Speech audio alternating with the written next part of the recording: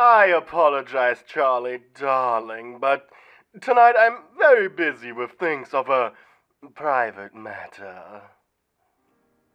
Charlie stood there, dumbfounded.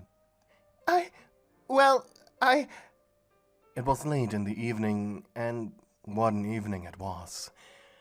Ever since the leader of the Angel Forces, Adam, announced the new 6-month period for purges, hell had fallen to chaos. And most, if not all, demons were nervous, only made worse by the media who kept repeating the same message of absolute mayhem.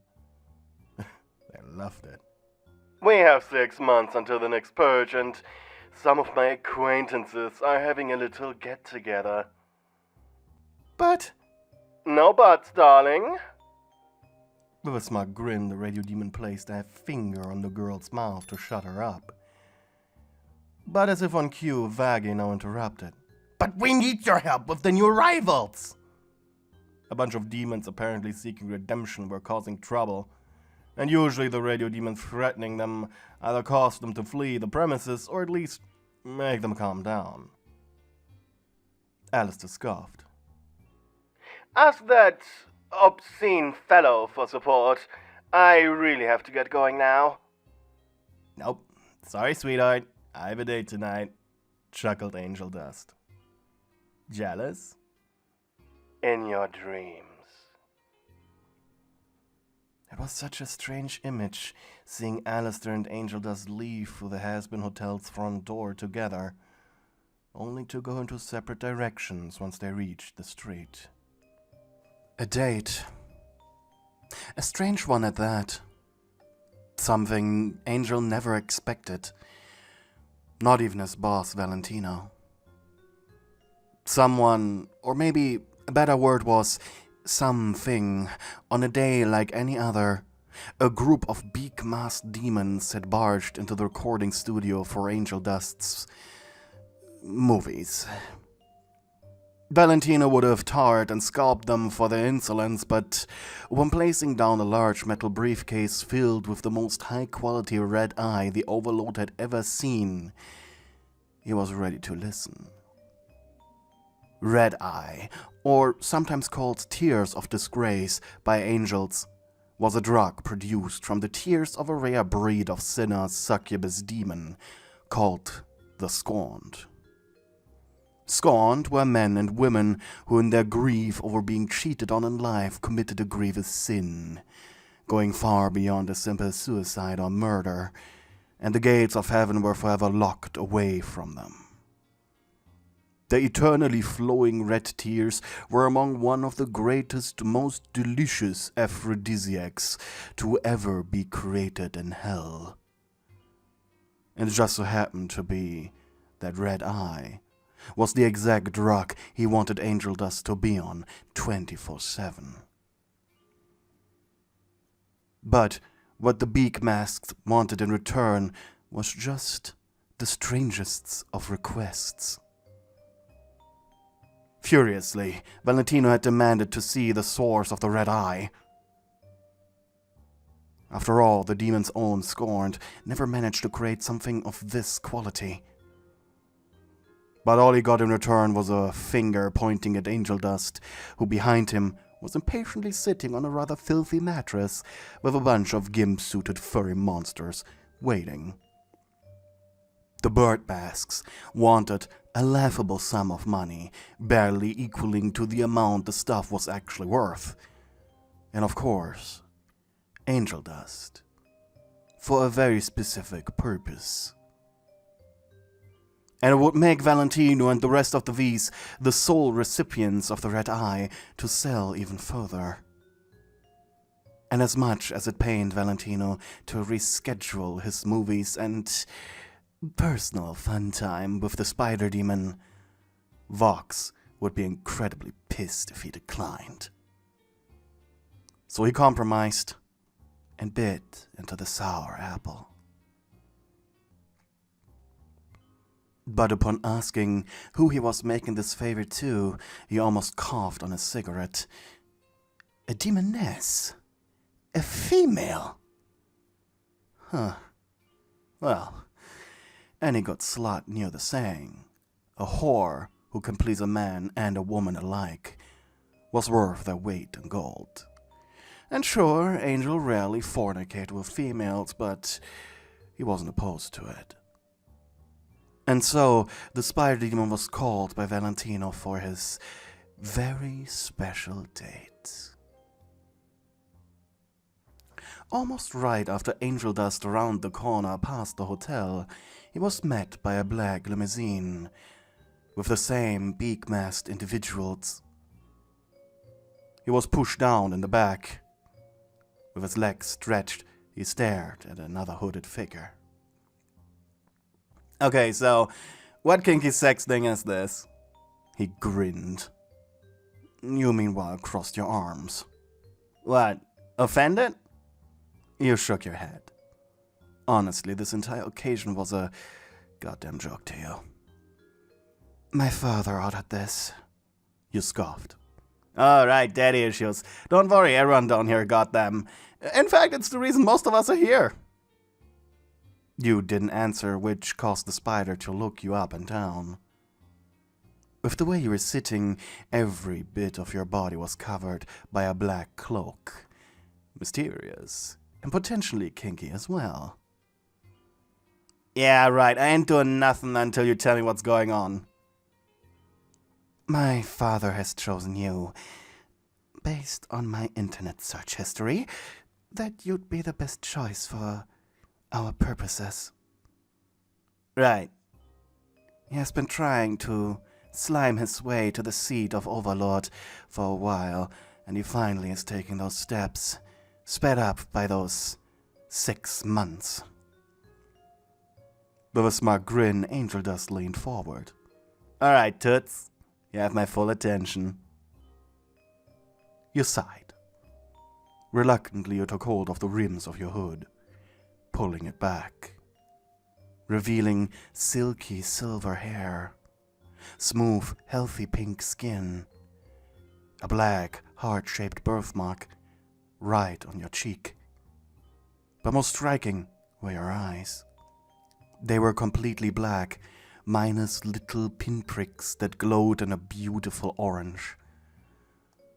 But most importantly, were the remains of red discoloration going down from your eyes, down to your chin. They were only faintly visible. You're one of them scorned, aren't ya? Yeah, you sighed. Except I stopped crying. My red eye was the one sold to Valentino for a little meeting. So why did you stop crying? You scratched over the back of your hand. Well... The car suddenly stopped, and you pulled your hood back over your face. Realizing he wouldn't get an answer, he switched the subject. Why that getup? Scorned are in hot demand. Our aphrodisiac, well, it holds up to 72 hours, and mine up to 100. This way, the chance of being kidnapped for it is lower. The door was opened by one of your father's servants. As you left the car with the spider, you continued your explanation. The beak masks are old addicts my dad acquired. They're loyal. Really now? You're loyal to whoever gives you the next kick, aren't you? You're loyal to whoever gives you the next kick, aren't you too? He shrugged. Fair point. Angel was met with a decently sized manor. It even had a little magma-spewing fountain in the middle of its giant front yard. My father has a production line in the basement. A lot of others scorned, but their product never managed to be the same quality of mine. I guess I was just particularly sad. However, the quality was also the reason why I was adopted by him. One of the minions opened a large door, letting you and Angel Dust inside. I mean, I've seen better places, but Also seen worse too. As I said, he isn't an overlord yet, but he's trying, you said, ignoring his comment. Closing the big door behind yourself, you finally took off the mantle.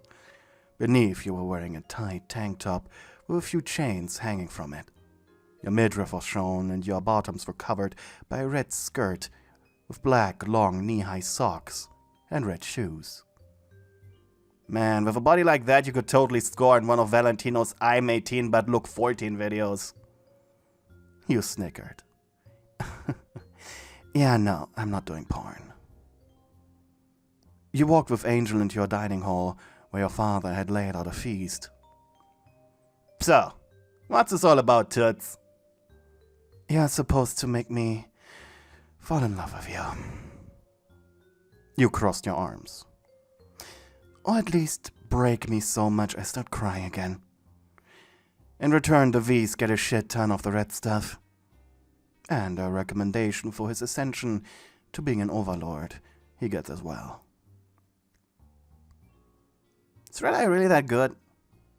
No, just mine. You never took it? I'm surprised. Valentino never told Angel Dust that he secretly spiked his drinks with it. You sat down opposite to Angel at the long table. Not really a date with us just sitting so far apart, ain't it? You shrugged in response. What about ya? Do you want to fall in love with me? It would be beneficial, yes. Ugh, jeez. What a bother. I usually don't do love. Well, I pretend like I love, but you get the point. Angel swiped through his hair. Point is, with you being the person you are, it is incredibly bad for me to fall for you. And what's bad for me is good for business. 'Cause I'm only booked for 7 hours. You nodded and repeated. Because you're only booked for 7 hours, yes. So I got you crying in the first place. You shivered. Let's talk about this after the meal. Your father had served something rather delicious, and evil Angelus couldn't help but comment, Jesus, this is fucking delicious! Better than the shit I usually swallow! You snorted. What? What's so funny? It took Angel Dust a minute to realize what he said. That was not intended. Maybe this wouldn't be such a boring evening after all. Once the final bite left Angel Dust's plate, he leaned back in his seat. Well, me being treated so well, I did not see coming. So, how do we get you to cry now? You sighed painfully. We scorned are damned to cry for all eternity over a love lost. So what? You need to fall in love with me? Let me guess, and that's why you need to fall in love with me. You shook your head. As it turns out, scorned just naturally keep their scorn alive. All it really takes is just watching a person we sleep with do it with someone else. We're in hell. That happens practically all the time. Loyalty, at least when it comes to the bedroom, that's a joke. Let me guess. You're different, Toots. That's why I'm here. You nodded and forced a smile. Well, like every scorned, I super easily fall in love. Or at least get attached. Which is good, but also Dad would like to keep my product as high class as possible. So I need to find a partner I can more permanently feel sad over. As every time we stop crying, the next time we do, it is just ever so slightly worse. That's why you're the key. Alright, I see where this is going. We screw, then you do your job. I cry over it because I can't deal with it. We make lots of money. And then you do me again before I stop crying. Just to break my heart again. Over and over again. Until the angels do us part. I'm not marrying you, aren't I? No, you're not. You really are not. You forced a smile.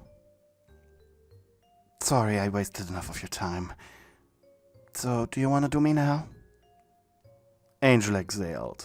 I admit, I usually don't do it with girls, but I get paid for it, so who gives a fuck? You forced a smile. Standing up, you immediately took off your top. Nice bra, toots. You snapped your fingers for your underlings to clean the table. Meanwhile, you wandered into the next room.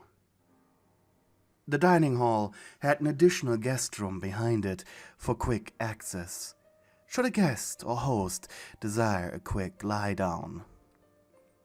The room was dark and kept in a comfy brown and green tones, especially the very inviting double bed. That was Zatin. Angel just loved Zatin. Kinky. Didn't expect that from... Actually, no. That's totally expected from some rich bitch. You grinned, grabbing his chest tuft, only to look at your hand in surprise as you combed his hairs. What the... I always thought those were boobs. Angel burst out laughing. I hear that a lot. But, nah, just fluff. Baby... What are you doing? He stopped talking because you pushed your face into him. Less talking, more cuddling, you mumbled into his fluff, your breath tickling him even through his fur. Angel exhaled. Alright. How do you want it, toots? You slowly looked up, smirking at him in a challenging way. Well, what's your specialty? Getting stretched? You chuckled lightly.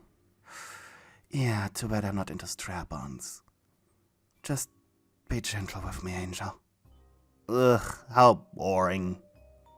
It's your job to make me cry, isn't it?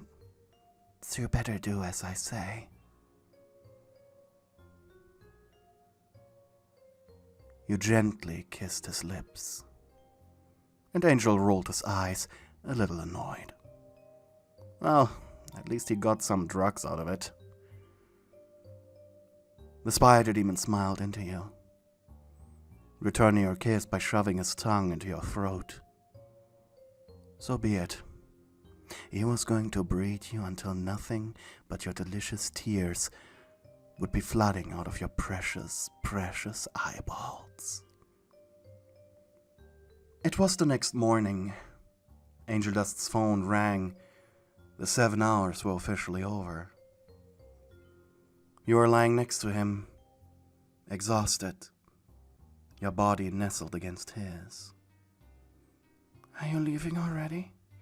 Yeah, I'm toots. I must admit, it was more fun than I expected. He looked at you. Well, maybe not. You are a succubus, even if you want it not rough. He noticed already a few tears rolled down your face. I was hoping you'd stay for another round. He smirked. An encore costs double, and I doubt your daddy would pay for that. Before Angelus left, he swiped a finger under your eye, swallowing your red, delicious tear, licking his lips. Already he was feeling a little more woozy. Don't forget, toots, I'll be back. And next time, we fuck the way I prefer. Do you promise? I promise, toots. Get ready.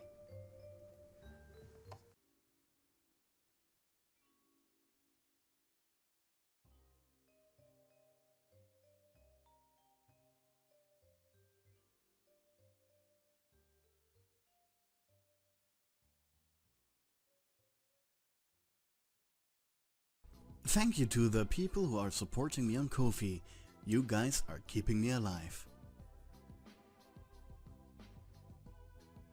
Special thank you to my lovely channel members Anura, Chloe Rombo, Cherry Red Bunny, These Nuts, Nicodemus D, Cat Cove, Kaya Abyss, BitBit, Zings, Melofia, Sleep Town, Hella, Next Wrist, AJ Anime Girl, and Hopeful. Your support is greatly appreciated, my darlings.